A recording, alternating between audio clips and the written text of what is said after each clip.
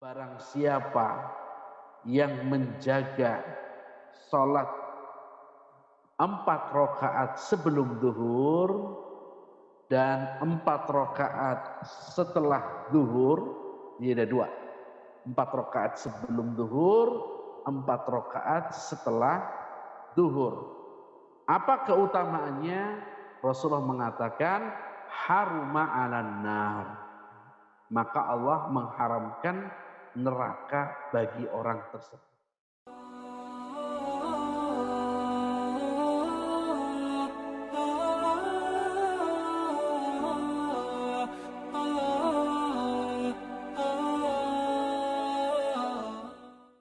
Assalamualaikum warahmatullahi wabarakatuh.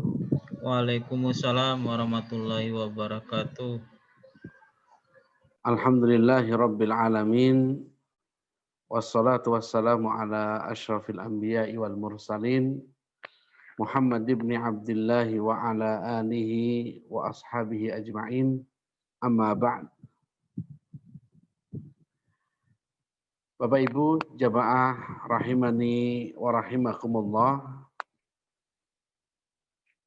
Segala puji bagi Allah Subhanahu wa taala yang telah memberikan kita nikmat yang banyak berupa nikmat iman, nikmat Islam, dan terutama nikmat kita berada di atas sunnah Rasulullah Sallallahu Alaihi Wasallam. Karena betapa banyak orang-orang yang mendapatkan nikmat yang sama, yaitu nikmat iman, nikmat Islam, tapi tidak mendapatkan nikmat berupa di atas sunnah Rasulullah Sallallahu Alaihi Wasallam. Maka dari itu Bapak Ibu jamaah rahimani wa rahimakumullah,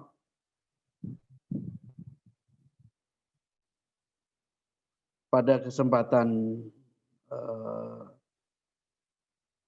malam hari ini insya Allah kita akan melanjutkan kajian yang kemarin, yaitu tentang amalan-amalan yang ringan tetapi memiliki pahala yang luar biasa. Amalan-amalan yang ringan dan memiliki pahala yang sangat besar. Bapak Ibu jamaah rahimani wa rahimakumullah,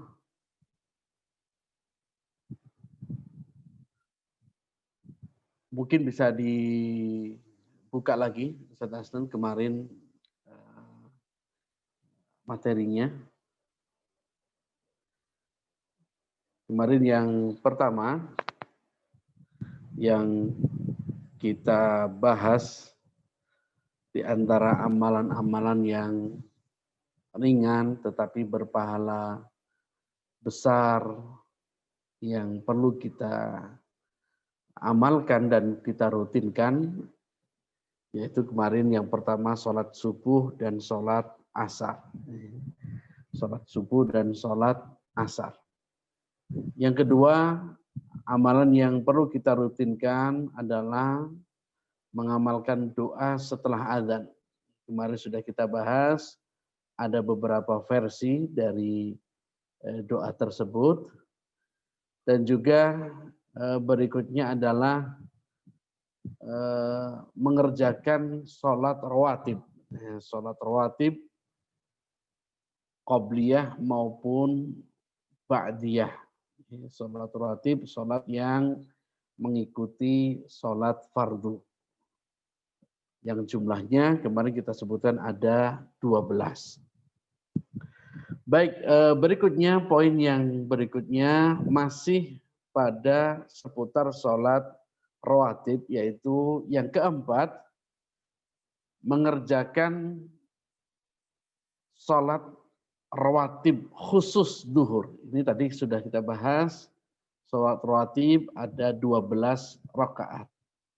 Tetapi di sini ada penekanan lagi penekanan lagi, yaitu 4 rakaat qobliyah duhur dan 4 rakaat qobliyah atau ba'diyah duhur.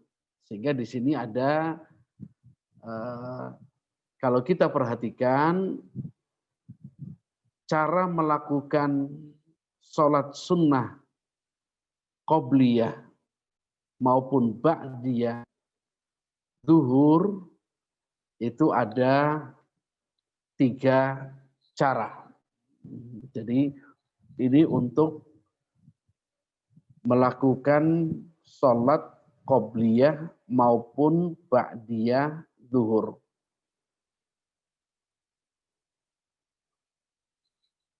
Karena apa? Dalam hadis Rasulullah Sallallahu Alaihi Wasallam, dan ini sangat penting sekali. Kenapa Rasulullah Sallallahu Alaihi Wasallam merutinkan melakukan sholat sunnah rawatib duhur, baik itu qobliyah sebelum duhur maupun ba'diyah duhur, di mana Rasulullah Sallallahu Alaihi Wasallam beliau mengatakan dalam sebuah hadis dari sahabat Abdullah bin As-Saib bahwasannya Rasulullah Sallallahu Alaihi Wasallam senang untuk melakukan sholat rawatib duhur karena beliau mengatakan innaha sa'atun tuftahu biha abwabus sama. Karena sholat rawatib duhur adalah waktu yang tuftahu fiha abwabus sama. Waktu di mana pintu langit itu dibuka. Jadi pintu langit itu dibuka ketika zawal. Pintu langit ini dibuka ketika matahari bergeser ke arah barat. Dan Rasulullah mengatakan, wa uhibbu an as'ayyas'uda li fiha amalun saleh. Dan aku senang jika amalan solehku ini naik pada saat waktu dibukanya pintu langit. Hadis ini diriwayatkan oleh Imam At-Tirmidzi dan juga Imam Ahmad. Jadi Bapak Ibu yang kami muliakan, kenapa perhatian selain sholat rawatib ini juga sholat rawatib duhur, rawatib subuh merupakan rawatib yang paling penting, tetapi rawatib duhur juga termasuk rawatib yang tidak kalah penting. Kenapa demikian? Karena ternyata waktu duhur, kata Rasulullah Sallallahu Alaihi Wasallam, tuftahu fiha abwabus sama. Karena di waktu itu ternyata pintu langit itu terbuka.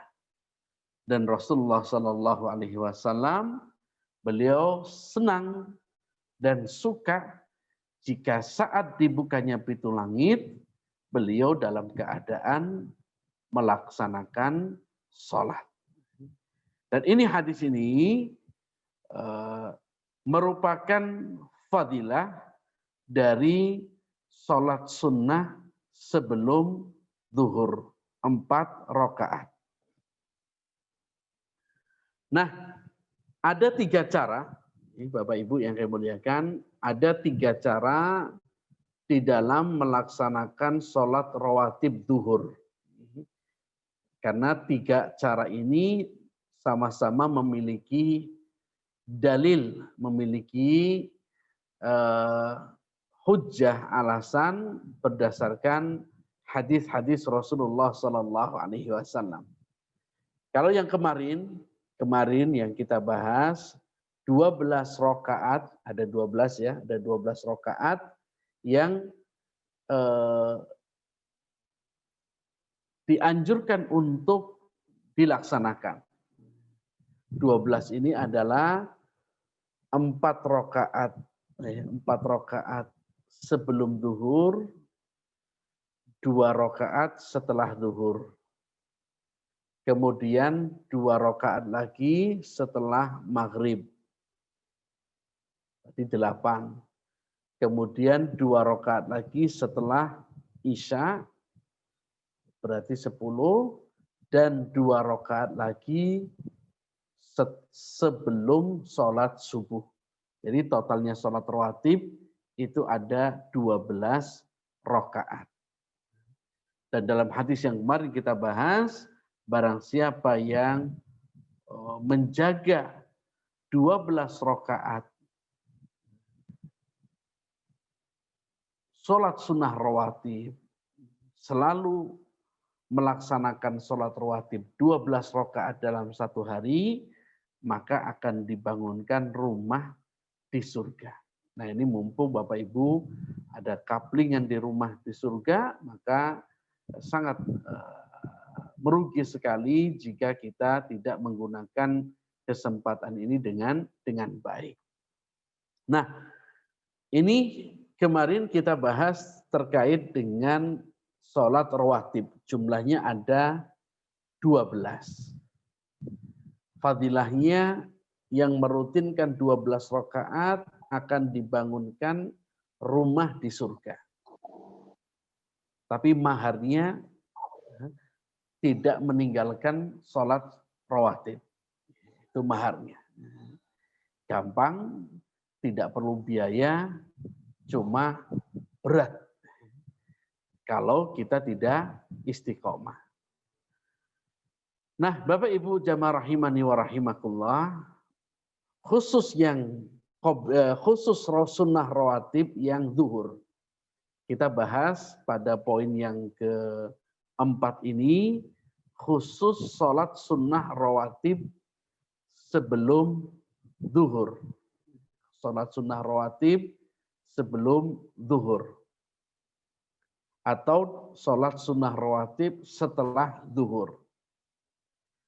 Nah, sholat sunnah rawatib zuhur ini ada 3 cara. Ada 3 cara yang bisa kita lakukan.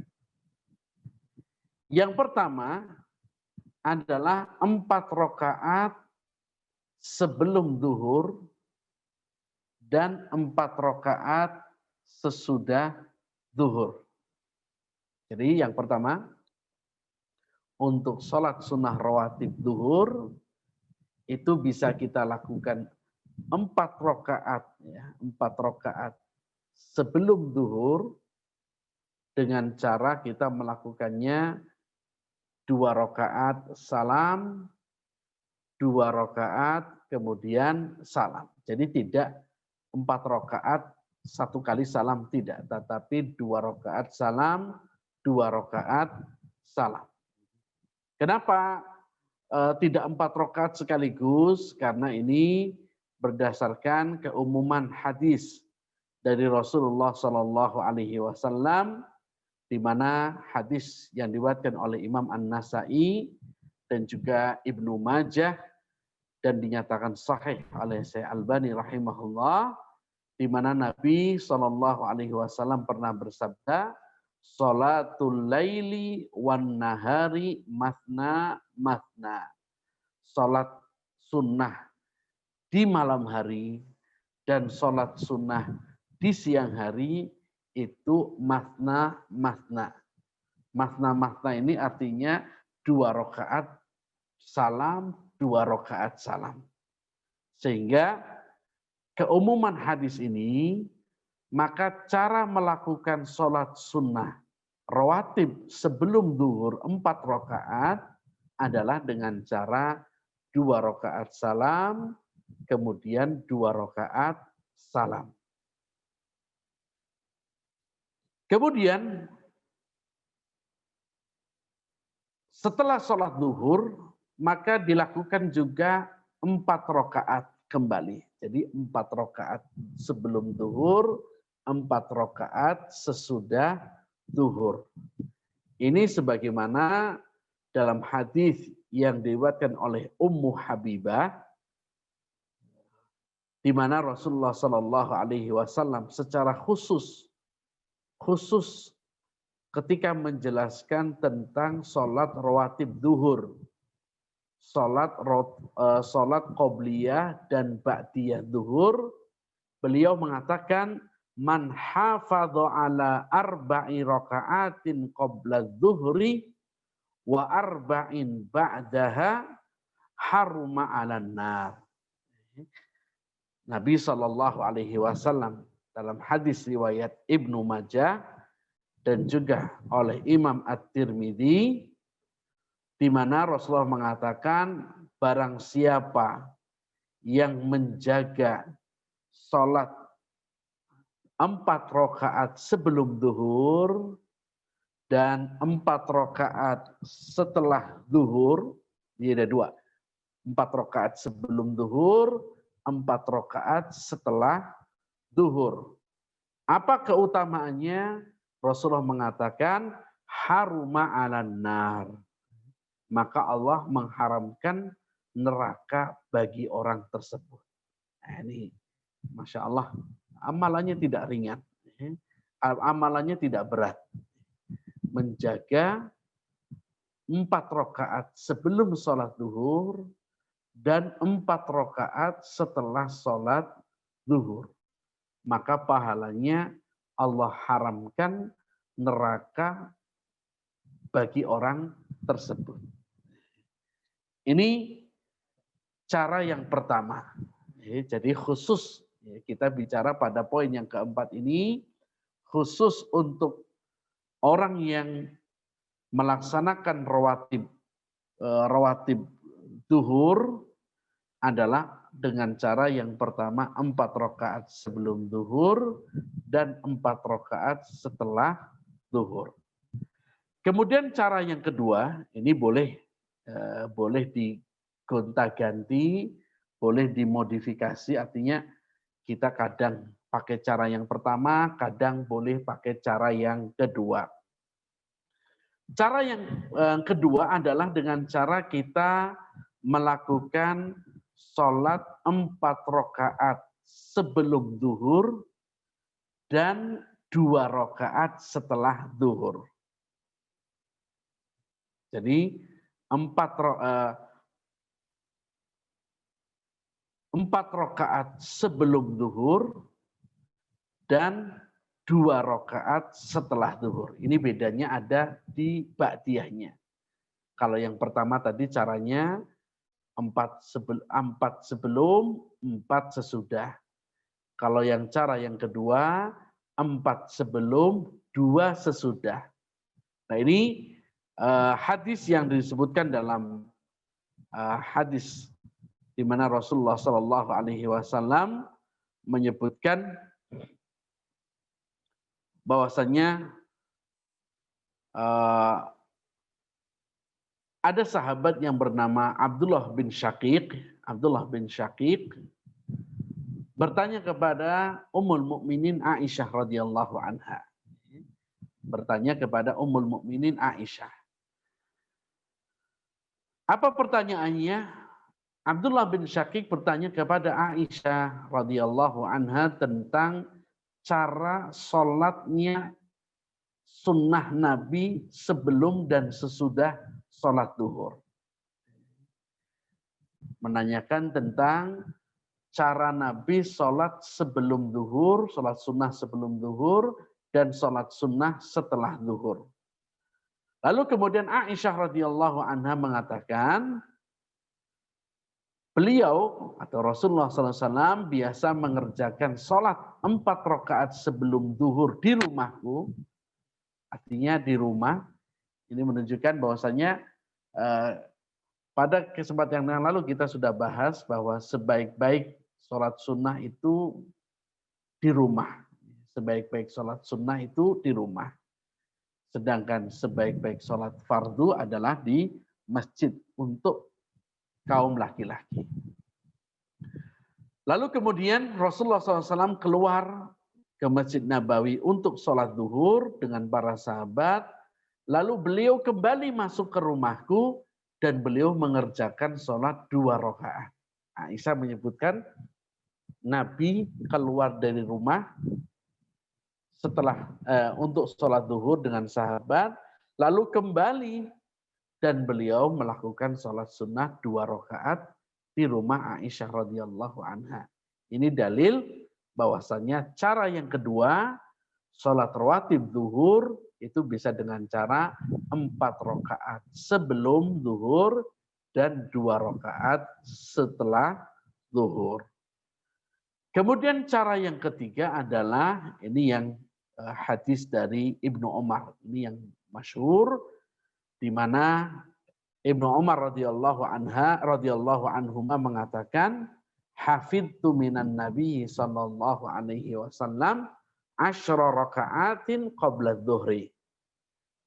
10 rakaatin Rasulullah SAW, aku menghafal, aku mempelajari dan menghafal betul apa yang diajarkan oleh Nabi kepadaku tentang menjaga sholat rawatib. Beliau mengatakan ada 10 rawatib, 10 sholat rawatib. Yang pertama adalah 2 rakaat sebelum zuhur. Ini lihat, ini perbedaannya di sini. Hadis Ibnu Umar menyebutkan 2 rakaat. 2 rakaat. 2 rakaat sebelum zuhur dan 2 rakaat setelah zuhur. Berarti 2 rakaat sebelum zuhur, 2 rakaat setelah zuhur. Maka kesimpulannya Bapak Ibu yang kami muliakan, dalam mengerjakan sholat sunnah rawatib zuhur, khususnya zuhur, maka ada 3 cara yang bisa kita lakukan. Loh, yang betul yang mana? Semuanya betul. Jadi jangan, karena apa? Antara hadis yang satu dengan hadis yang lain, itu tidak akan pernah berselisih. Hadis Aisyah menyebutkan beliau sholat sebelum sholat di rumah sebelum zuhur 4 rakaat. Kemudian pulang dari sholat zuhur, sholat di rumah lagi 2 rakaat. Nah, lalu menggabungkannya bagaimana? Ya berarti boleh jadi kadang-kadang Rasulullah SAW mengerjakannya seperti yang diriwayatkan oleh Aisyah, atau kadang-kadang Rasulullah mengerjakannya seperti yang diriwayatkan Ibnu Umar, 2 rakaat sebelum, 2 rakaat sesudah, atau sebagaimana yang diriwayatkan oleh Aisyah, 4 rakaat sebelum, 4 rakaat sesudah, atau sebagaimana yang dikatakan oleh Ummu Habibah, yaitu 4 rakaat sebelum zuhur dan 4 rakaat setelah zuhur. Ini khusus untuk sholat rawatib sebelum dan sesudah zuhur. Nah, bagaimana kalau kita luput, Bapak Ibu yang kemuliakan? Kalau kita misalkan ketiduran, atau saking banyaknya pekerjaan, lalu kita tidak bisa atau telat untuk melakukan sholat rawatib zuhur, maka boleh kita melaksanakannya setelah rawatib zuhur, setelah ba'diyah zuhur. Jadi misalkan Bapak Ibu pas pekerjaan sedang banyak-banyaknya, sehingga ketika sholat zuhur, begitu ke masjid sudah qomat, sehingga tidak bisa melakukan qobliyah zuhur. Maka apa yang dilakukan bagi orang yang ingin menjaga seperti ini? Maka caranya lakukan sholat zuhur bersama imam, lalu kemudian lakukan ba'diyah zuhur, lalu setelah itu qadha'-lah. Setelah itu gantilah qobliyah zuhur yang ketinggalan tadi setelah melaksanakan ba'diyah zuhur. Hal ini sebagaimana hadis Rasulullah Sallallahu Alaihi Wasallam, di mana Rasulullah Sallallahu Alaihi Wasallam beliau pernah luput tidak melakukan sholat sunnah qobliyah zuhur, lalu kemudian beliau melaksanakannya, menggantinya setelah melaksanakan ba'diyah zuhur. Ini sebagaimana hadis dari riwayat At-Tirmidzi. Kemudian bagaimana kalau kita lupa atau keluputan atau kelupaan tidak melakukan ba'diyah zuhur. Misalkan habis zuhur tiba-tiba ada telepon dari pimpinan, segera datang menghadap, tanpa ini langsung kita datang ke pimpinan. Sehingga lupa, belum sholat ba'diyah zuhur. Padahal kita berusaha ingin menjaga sholat rawatib. Apa yang dilakukan bagi orang yang luput dari ba'diyah zuhur, maka dia boleh mengqadha'nya, dia boleh untuk menggantinya sholat tersebut setelah sholat asar. Setelah sholat asar. Ini sebagai qadha, sebagai ganti. Apa dasar hukumnya? Apa dalilnya? Dalilnya adalah hadis Rasulullah SAW ketika beliau sedang sibuk-sibuknya karena ada beberapa orang yang sedang masuk Islam. Artinya beliau sedang ngajari orang yang kepingin syahadat, kepingin masuk Islam. Itu ada dari kabilah Abdul Qais.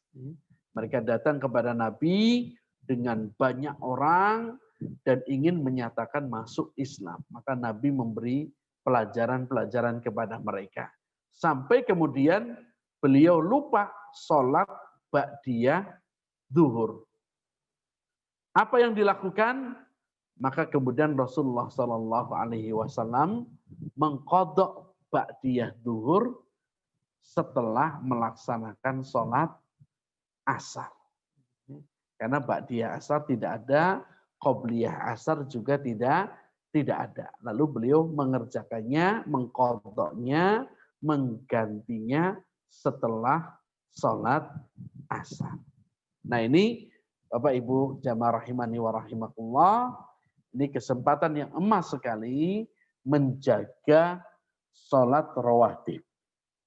Khususnya sholat rawatib sebelum subuh, yaitu sholat fajar, yang kami sampaikan dalam hadis yang kemarin, bahwasanya 2 rakaat sebelum subuh itu lebih afdal daripada dunia dan seisinya.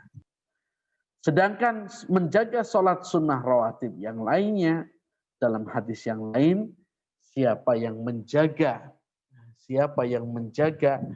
12 rakaat sholat sunnah rawatib, maka akan dibangunkan istana, dibangunkan rumah di dalam surga. Kemudian dalam hadis yang lain disebutkan bahwasanya orang yang menjaga 4 rakaat sebelum zuhur dan 4 rakaat setelah zuhur, maka kata Nabi SAW, maka orang seperti ini, maka dia akan diharamkan masuk ke dalam api neraka. Nah ini Bapak Ibu yang kemuliakan, amalan yang bisa kita laksanakan dan memiliki fadilah, pahala, keutamaan yang sangat besar. Baik, berikutnya amalan yang ke-5 ya.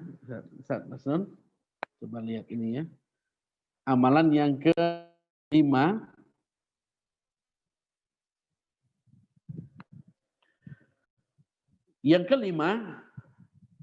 adalah membaca ayat kursi. Membaca ayat kursi. Nah ini ayat kursi ini ada di surat Al-Baqarah di juz 3 di awal juz 3 dalam surat Al-Baqarah. Nah, ayat kursi ini Bapak Ibu memiliki fadilah yang sangat banyak. Ayat kursi ini memiliki keutamaan yang sangat banyak sekali. Kenapa Bapak Ibu? Karena kalau Bapak Ibu perhatikan dalam makna ayat kursi tersebut, di situ ada makna yang luar biasa. Ada sifat-sifat Allah yang luar biasa. Sifat apa saja? Di situ disebutkan sifat uluhiyah. Allahu la ilaha illa huwal hayyul qayyum. Allah adalah tidak ada sesembahan yang pantas disembah kecuali Allah Subhanahu wa ta'ala. Allahu la ilaha illa huwal hayyul qayyum. Dialah Allah yang hayyul, maha hidup, dan Allah qayyum.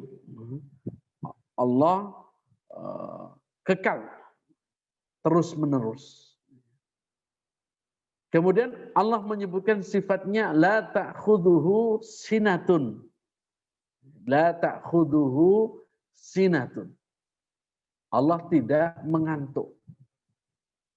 Wala naum. Dan Allah juga tidak tidur. Meskipun Bapak Ibu kalau tidak tidur berarti tidak ngantuk. Tetapi Allah sebutkan dua-duanya. Allah tidak tidur dan Allah tidak ngantuk. Karena ada orang yang tidak tidur, orang yang ngantukan tapi tidak tidur. Begitu juga ada orang yang tidur tapi tidak ngantuk. Tapi yang tidak pernah tidur dan tidak ngantuk, itu tidak ada. Allahu la ilaha ta'khudhuhu sinatun wala naum. Di sini ada sifat Allah, yaitu meniadakan sifat yang jelek, yaitu sifat tidur dan sifat ngantuk. Maka tidak boleh mengatakan Allah tidur dan Allah ngantuk. Lahu ma fis samawati wa ma fil ardh. Baginya Allah apa-apa yang ada di langit dan apa-apa yang ada di bumi. Ini menunjukkan kekuasaan Allah. Ayat ini luar biasa, menjelaskan tentang sifat dan zatnya Allah Subhanahu wa ta'ala.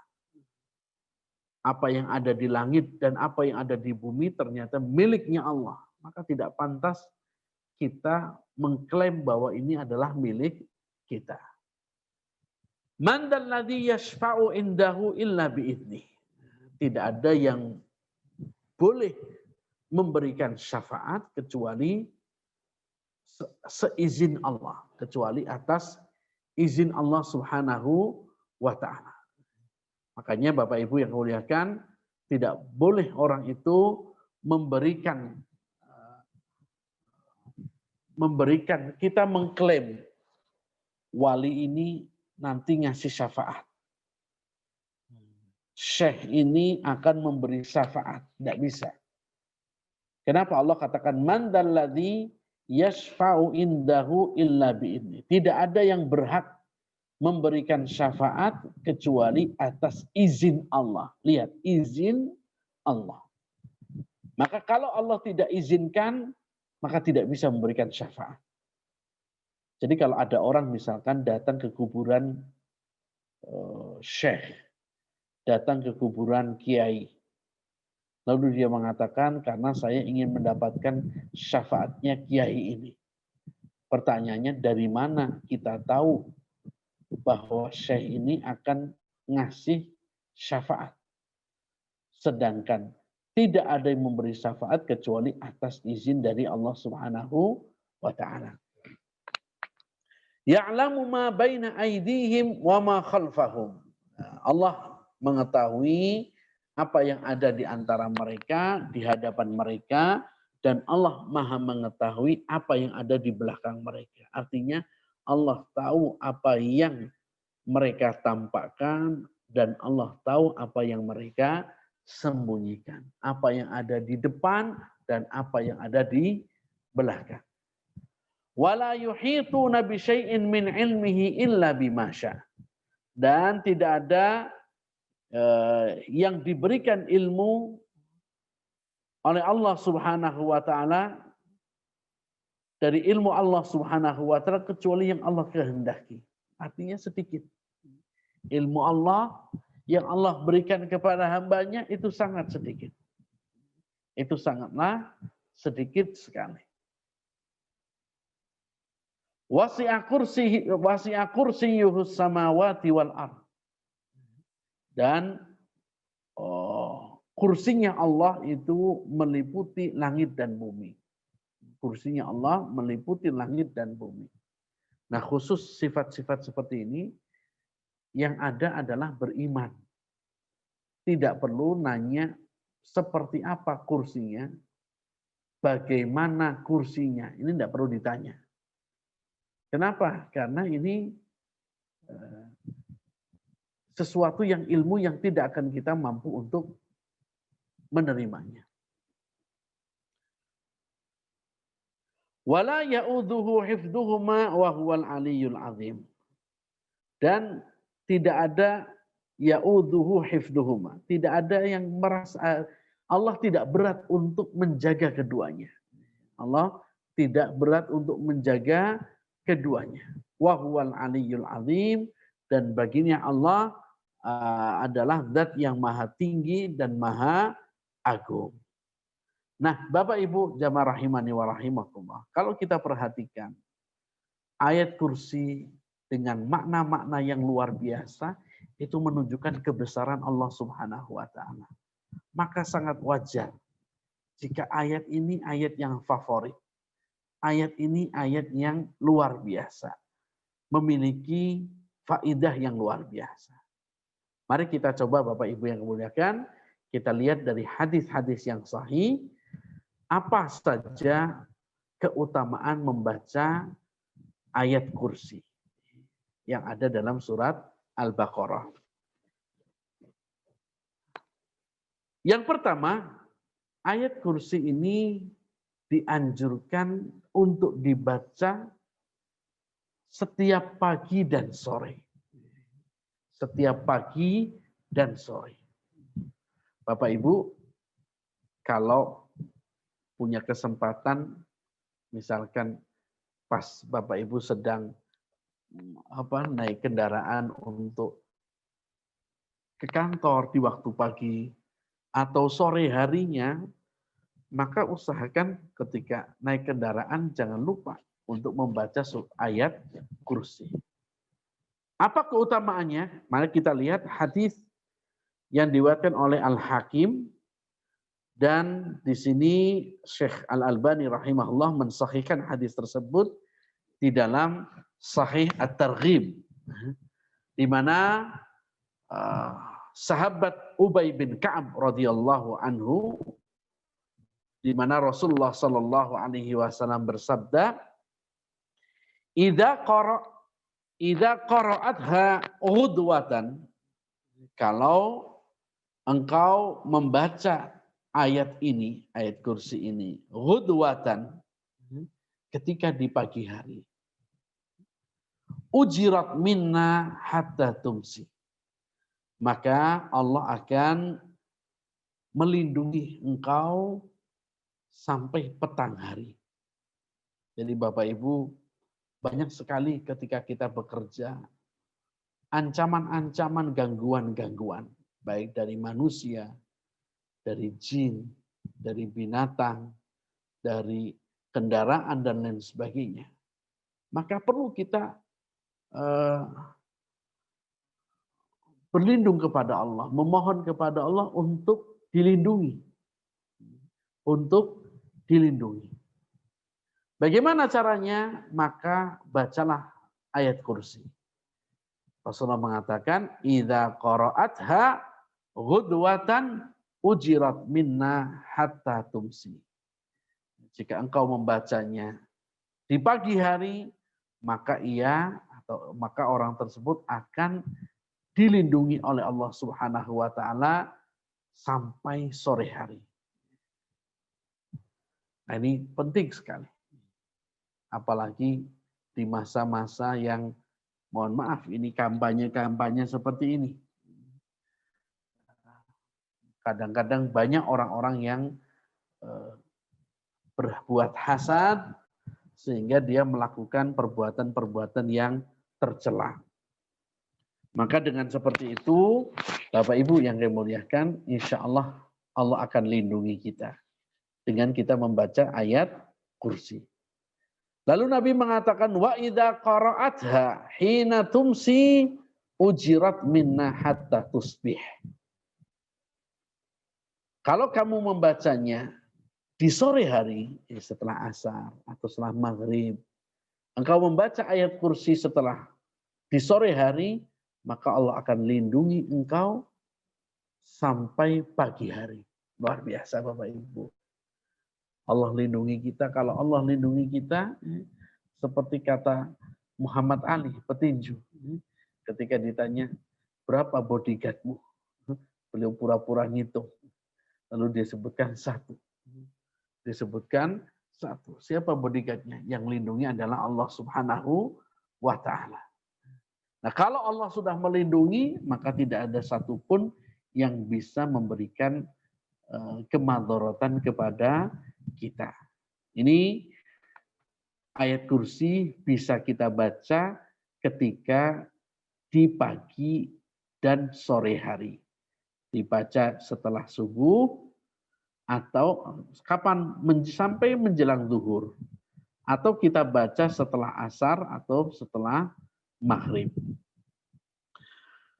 Kemudian ayat kursi juga Bapak Ibu rahimani wa rahimakumullah itu memiliki keutamaan jika kita membacanya setelah atau ketika kita menjelang tidur malam, menjelang kita tidur. Di mana ada hadis yang panjang dari Abu Hurairah radhiyallahu anhu ketika ini hadisnya itu ceritanya Abu Hurairah ada ketika beliau mendapatkan perintah dari Nabi untuk menjaga Baitul Mal,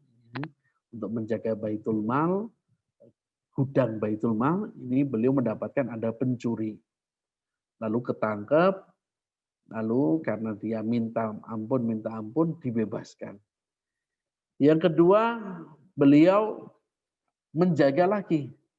Pencuri yang sama datang lagi dan mencuri lagi. Ditangkap, lalu minta lagi. Dia berjanji tidak akan mengulangi lagi. Yang ketiga, ketangkep lagi.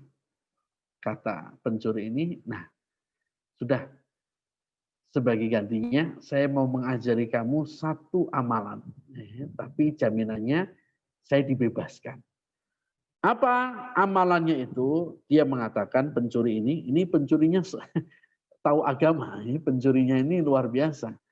Pencuri tapi ngajari Abu Hurairah. Bayangkan Abu Hurairah itu sahabat Nabi yang hafalan hadisnya ribuan. Hafalan hadisnya ribuan. Si pencuri itu ngajari. Dia mengatakan, da'ni u'allimuka kalimatin yanfa'ukallahu biha. Kata Abu Hurairah, dia mengatakan si pencuri ini, berikan aku kesempatan untuk mengajarkan kepadamu satu kalimat yang engkau akan mendapatkan manfaat ketika engkau membacanya. Qultu wa ma huwa, apa itu? Kata Abu Hurairah. Qala idza awaita ila firashika faqra ayatul kursi. Kalau kamu mau tidur, kamu sudah berbaring di tempat tidurmu, jangan lupa membaca ayat kursi. Fa innaka lam tazala 'alaika minallahi hafidun wala yaqrabannaka syaitanun hatta tusbih. Karena kalau engkau membaca kalimat tersebut, maka Allah Subhanahu wa taala akan senantiasa menjagamu dan tidak akan mendekatimu syaitan sampai subuh hari. Sampai subuh.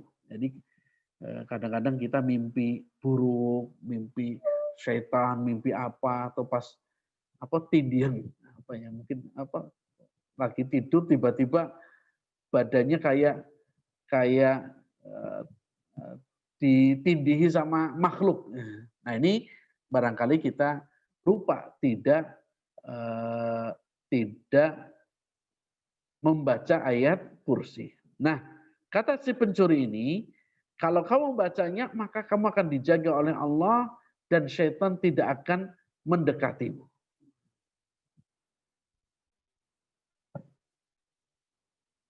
Fakhallaitu sabilahu fa asbahtu.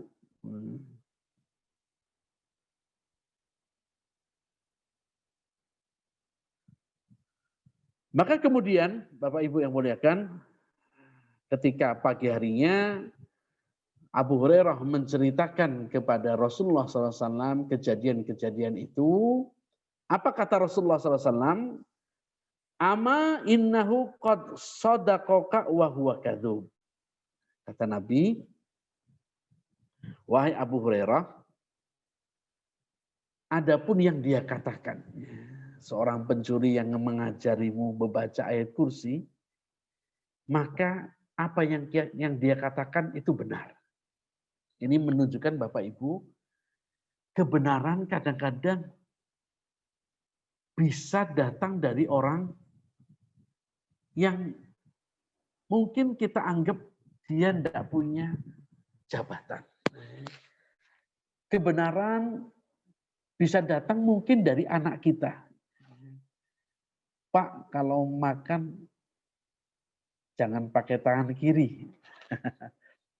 Itu kebenaran. Meskipun yang ngomong adalah cucu kita. Tapi itu kebenaran. Jangan ditolak. Tidak boleh ditolak. Jangan kemudian dengan sombongnya kita mengatakan, kamu cah cilik ngerti apa? Ini nggak boleh. Dan itu termasuk bagian daripada kiber, sombong, menolak kebenaran. Lihat Abu Hurairah radhiyallahu anhu ketika mendapatkan pelajaran dari seorang pencuri, dia dengarkan. Tapi ketika dia tidak tahu, dia bisa untuk mengkonfirmasi kepada Rasulullah SAW, dia bertanya kepada Nabi. Dia ceritakan. Kemudian Rasulullah mengatakan, Amah innahu qad sadaqaka wa huwa kadzub. Apa yang dikatakan pencuri itu adalah benar. Meskipun pencuri itu tukang bohong. Meskipun pencuri ini adalah pendusta. Dia tukang bohong. Tapi khusus yang ini dia benar.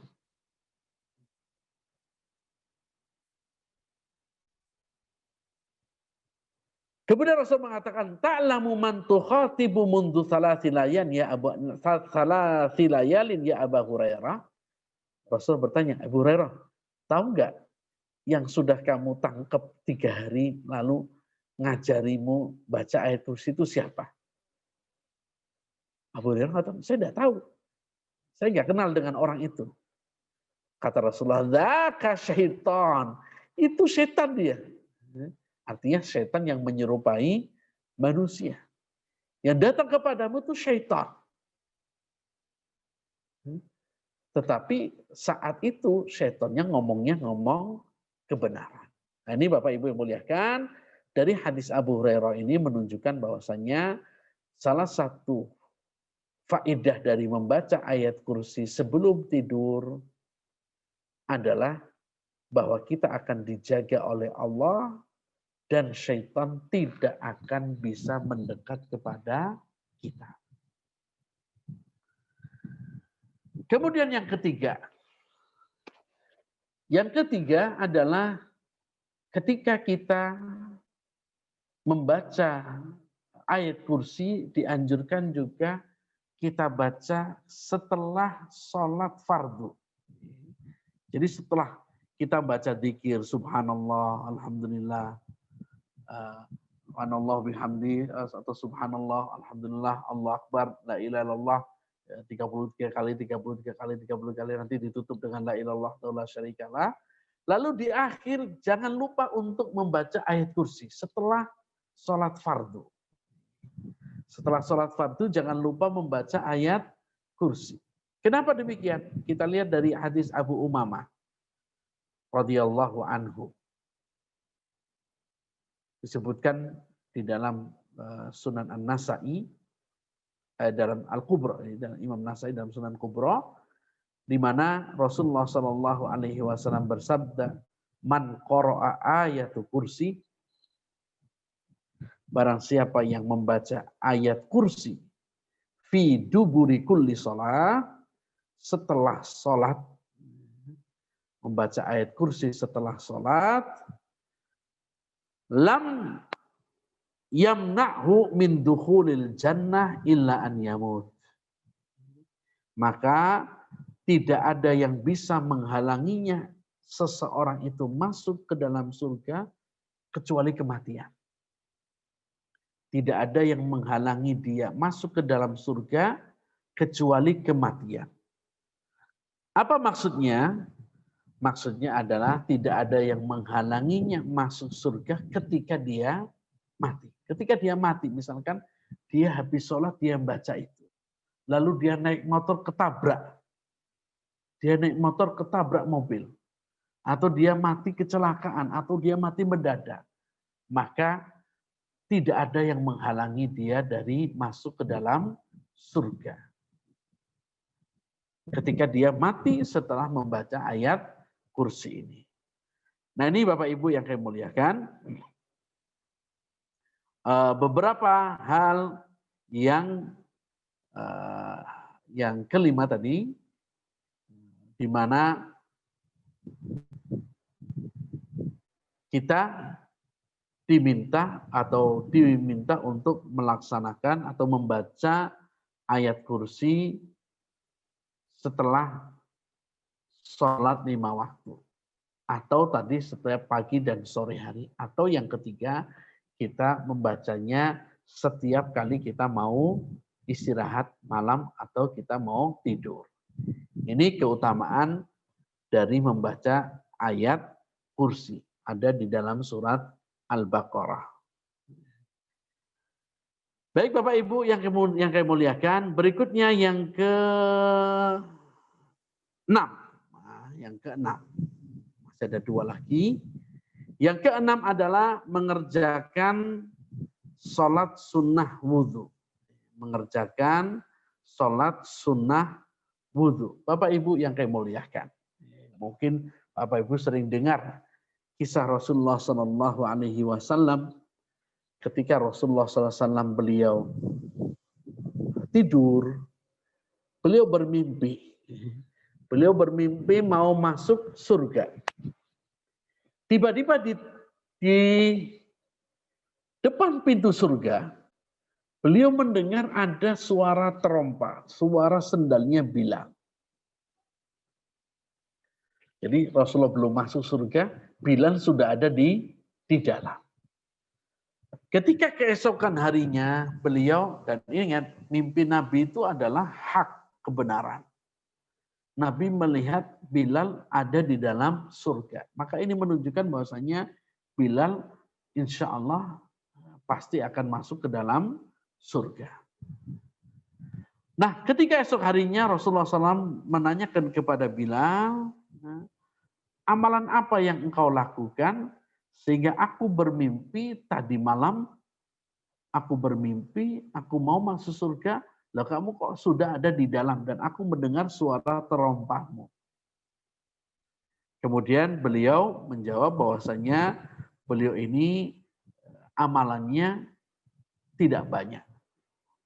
Amalan beliau adalah beliau tidak batal, misalkan tidak hadas, kecuali langsung wudhu. Nah ini keutamaan Bapak Ibu.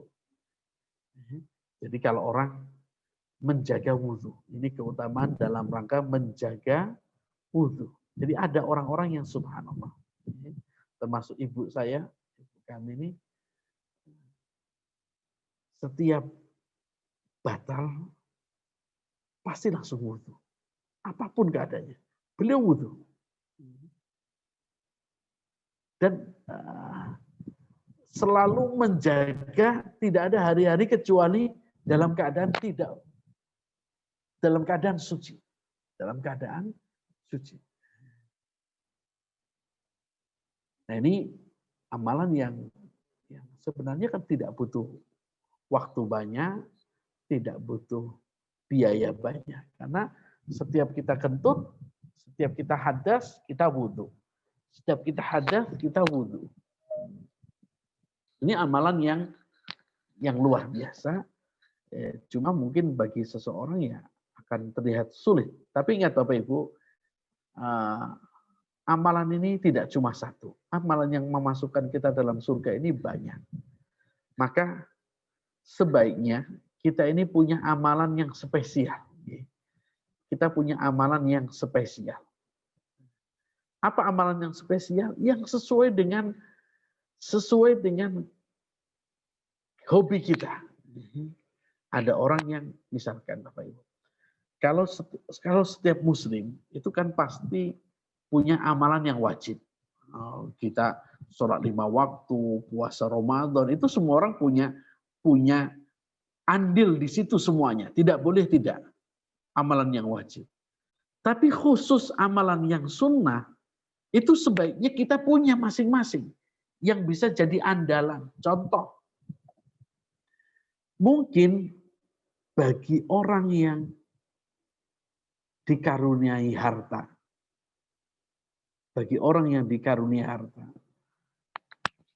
itu sebagian ada.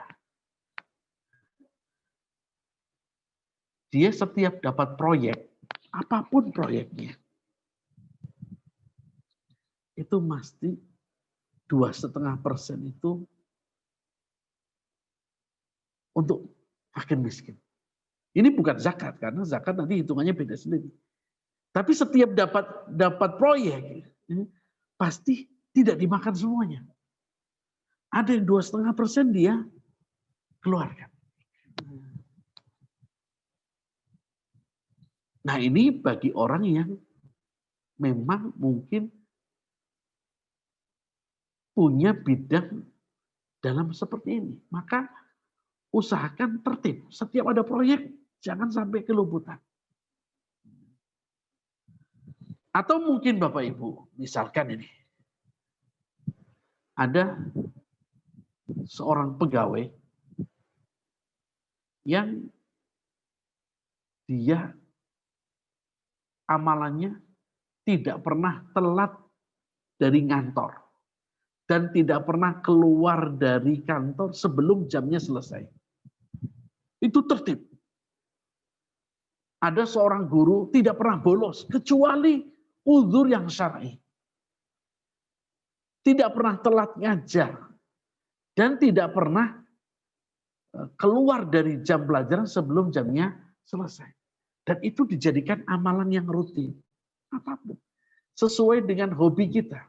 Sesuai dengan hobi kita. Ada mungkin yang masih punya orang tua. Mungkin amalan solehnya adalah berbakti kepada orang tua. Pokoknya saya tidak akan makan sebelum ibu saya makan. Saya tidak akan makan pagi, makan siang sebelum ibu saya makan. Mungkin amalan-amalan yang seperti inilah yang mungkin dijadikan dijadikan amalan spesial. Apapun amalannya. Nah, di antaranya ini adalah Bilal. Bilal bin Rabah radhiyallahu anhu itu punya amalan spesial. Apa amalannya?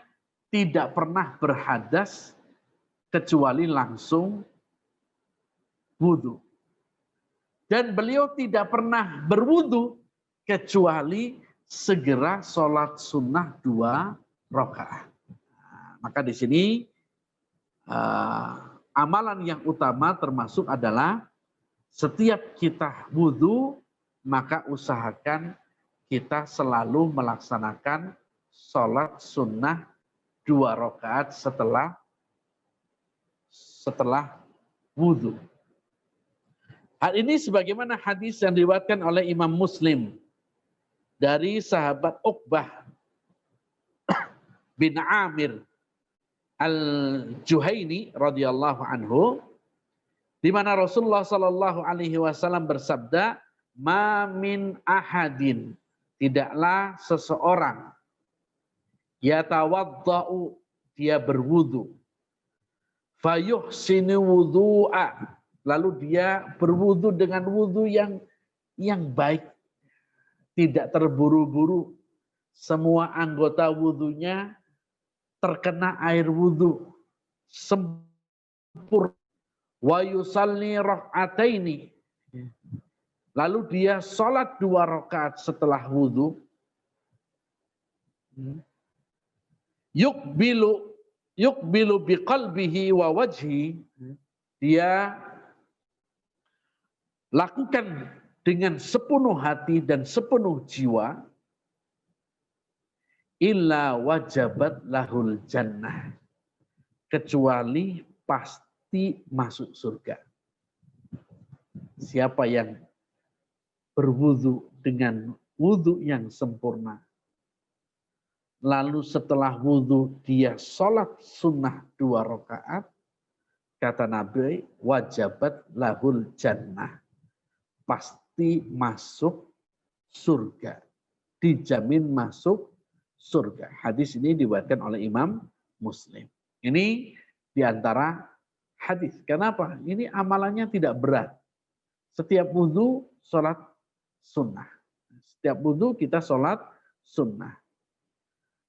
Dalam hadis yang lain dari sahabat Utsman bin Affan radhiyallahu anhu, riwayat Bukhari dan riwayat Muslim, Rasulullah SAW bersabda, "Man tawaddo'a nahwa wudu'i hadza," barang siapa yang berwudu seperti wuduki ini, artinya wudunya harus sesuai dengan wudunya Nabi, tidak boleh yang cipak-cipik, ya nggak bisa. Harus wudunya wudu yang sempurna. Nah, Bapak Ibu, kami berikan catatan. Dalam masalah wudu ini kami banyak melihat satu. Ketika wudu banyak yang tidak sungguh-sungguh dalam memasukkan air ke hidung. Nah, ini catatannya. Yang kedua, ketika wudu ini siku ini tidak terbasuh. Ini hati-hati. Kalau tidak terbasuh maka tidak sah. Khususnya bagi ibu-ibu yang membuat bajunya lengannya terlalu sempit. Nah, ini hati-hati. Sholatnya bisa tidak sah karena apa? Wudunya tidak sempurna. Kemudian kami lihat kesalahan berikutnya adalah dalam mengusap kepala. Bapak Ibu, memang ada perbedaan pendapat di dalam mengusap kepala. Mengusap kepala ada yang mengatakan sebagian. Seperti ini hadis sudah sah.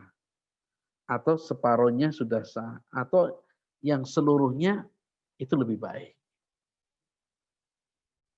Tetapi yang jadi masalah adalah perintah ayatnya itu mengusap kepala, bukan mencuci kepala. Apa bedanya mengusap kepala dengan mencuci kepala? Kalau mencuci itu airnya begini, digelap begini, terus biur. Jadi mungkin karena panas, musim panas, terus biur begini.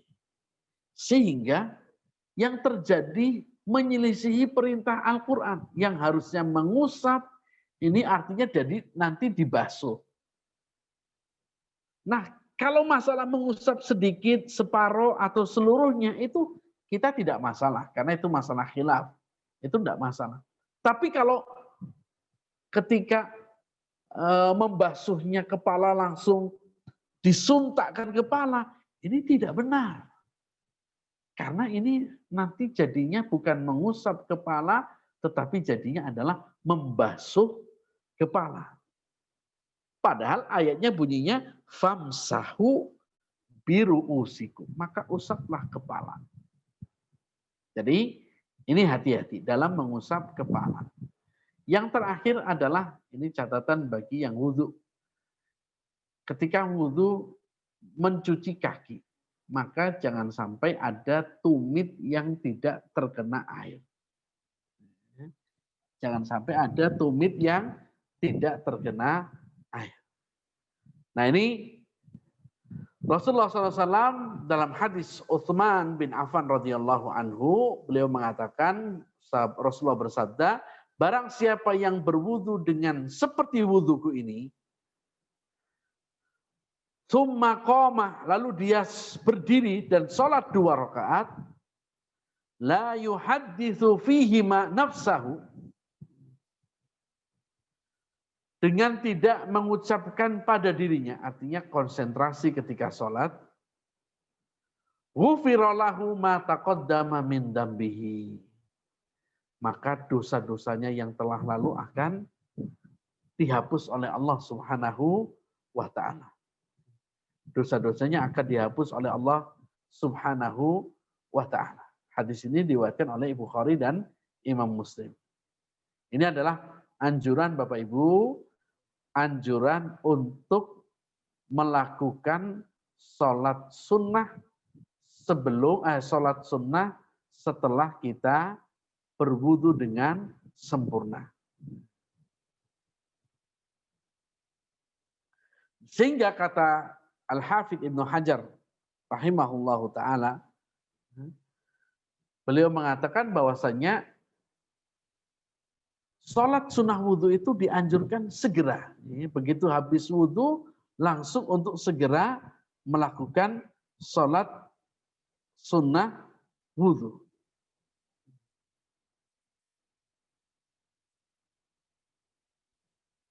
Nah, sholat wudhu ini bagaimana kalau saya wudhunya? Saya terbiasa menjaga wudhu. Tapi saya batal jam 5 sore. Padahal di situ ada larangan sholat sunnah setelah asar. Apa yang saya lakukan? Maka boleh sholat sunnah setelah wudhu meskipun di waktu-waktu yang terlarang. Kenapa? Karena yang dimaksud dengan larangan waktu-waktu yang dilarang untuk sholat, di situ maksudnya adalah sholat yang tidak memiliki sebab. Adapun sholat setelah wudhu ini sholat yang karena memang ada sebabnya. Maka ini Bapak Ibu yang muliakan, yang nomor 6 tentang sholat sunnah setelah kita wudhu dengan sempurna.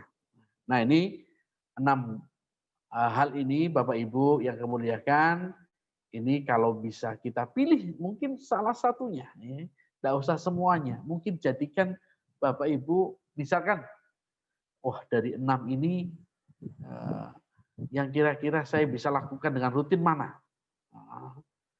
1, saya bisanya yang fardu aja. Yang poin pertama, saya akan sholat subuh dan asar di masjid. Tidak pernah saya bolos, itu bagus. Berarti dia punya amalan spesial. Atau, saya kalau asar saya masih ngantor. Subuh kadang-kadang kebablasan, tidak bisa tepat waktu. Tapi kalau dengar adzan, saya selalu mengikuti adzan, mendengarkan adzan, saya jawab adzan, dan saya selalu membaca doa setelah adzan. Maka rutinkan, silahkan. Atau saya pengennya yang sholat rawatib saja. Atau ada sholat rawatib tapi spesial tadi. 4 rakaat sebelum zuhur, 4 rakaat sebelum asar. Itu terus dikejar. Atau tadi membaca ayat kursi di waktu-waktu yang dianjurkan. Sebelum tidur, pagi dan petang, atau setelah sholat fardu. Pasti baca ayat kursi. Nah ini Bapak Ibu muliakan, ini amal-amalan yang bisa kita kerjakan. Dan usahakan rutin. Kenapa? Karena Nabi mengatakan, khairul a'mali adwamuha wa in qalla. Sebaik-baik amalan itu yang rutin meskipun sedikit. Sedikit, tapi rutin. Tidak usah Bapak Ibu mengerjakan 6-6-nya, tidak usah. Mungkin terlalu berat kalau 6-6-nya.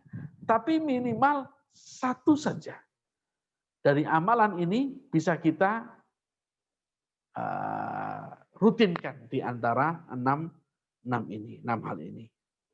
Ini Bapak Ibu yang bisa kami sampaikan, masih ada 2 lagi, berarti nanti akan ada sesi 3 khusus bab ini, tentang amalan-amalan yang ringan tetapi memiliki pahala yang sangat istimewa. Baik Bapak Ibu, demikian apa yang bisa kami sampaikan.